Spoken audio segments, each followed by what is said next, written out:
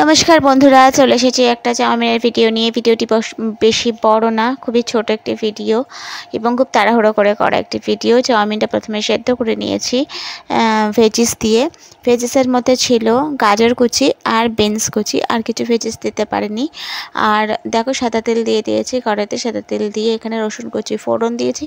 রসুন কুচি ফোড়ন দিয়ে আর পেঁয়াজ কুচি, মানে স্লাইসড পেঁয়াজ, স্লাইসড পেঁয়াজটা আমি ফোড়ন দিয়ে দিয়েছি। চাইনিজে যেহেতু কোনো কিছুই একটু বেশি লাল করে ভাজা হয় না, সেহেতু হালকা ফুলকা ভেজে আমি এর মধ্যে সেদ্ধ করা যে চাউমিনটা ছিল, সেই সেদ্ধ করা চাউমিনটা কিন্তু আমি দিয়ে দিয়েছি। তো সেদ্ধ করা চাউমিনটা দিয়ে দেওয়ার পর আমি একটু হালকা হাতে নেড়ে চেড়ে আমি সসগুলো অ্যাড করে দিয়েছি। সসের মধ্যে আমি অনেক কিছুই অ্যাড করেছিলাম, সেই সসগুলো আমি তোমাদের পরে বলছি। আমার ভিডিও যদি তোমাদের ভালো লেগে থাকে তাহলে তোমরা অবশ্যই লাইক করো, শেয়ার করো, সাবস্ক্রাইব করো। আর আমার ফেসবুক প্রোফাইল মিষ্টি দেখে অবশ্যই তোমরা ফলো করে দিও।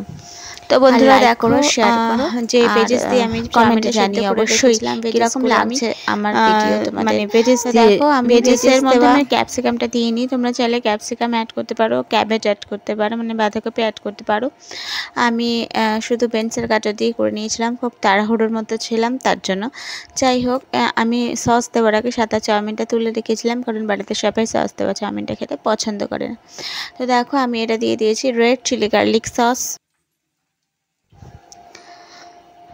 তো চিলি গার্লিক সস দেওয়ার পরে আমি দিয়ে দিয়েছিলাম শেজওয়ান সস, আর দিয়েছিলাম টমেটো কেচাপ। দিয়ে ভালো করে আমি চাউমিনটা মিক্স করে নিই। চাউমিনে কিন্তু সসগুলো মিক্স করাই আসল। আর দিয়ে দিয়েছিলাম একটু নুন আর একটু ভিনিগার। তো এইভাবে আমি চাউমিনটি বানিয়ে নিয়েছিলাম। শেজওয়ান চাউমিন, ঘরোয়া শেজওয়ান চাউমিন বানিয়ে নিয়েছিলাম। তোমরা কেমন করে বাড়িতে শেজওয়ান চাউমিন বানাও বা কী বানাও, তাহলে আমাকে একটু কমেন্টে জানিও। আর কমেন্টে জানিও যে ভিডিও কীরকম লাগছে। শেজওয়ান চাউমিন প্রায় তৈরি। আর লাস্টে শেজওয়ান সসটা আমি অ্যাড করেছি। আর তোমরা শেজওয়ানের ফ্লেভার কে কে খেতে পছন্দ করো আমাকে জানিও। আমার তো শেজওয়ানের ফ্লেভার খেতে খুব ভালো।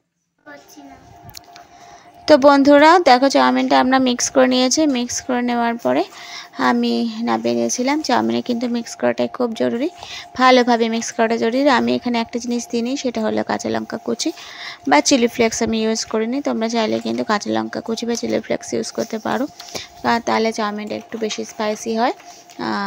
তো আমার চাউমিন রেডি অ্যান্ড সার্ভড। আবার অন্য কোনো দিন অন্য কোনো ভিডিও নিয়ে তোমাদের সঙ্গে দেখা করব। ততক্ষণে টাটা। তোমরা চাউমিন দেখতে এনজয় করো, আর আমরা খেতে এনজয় করি। টাটা।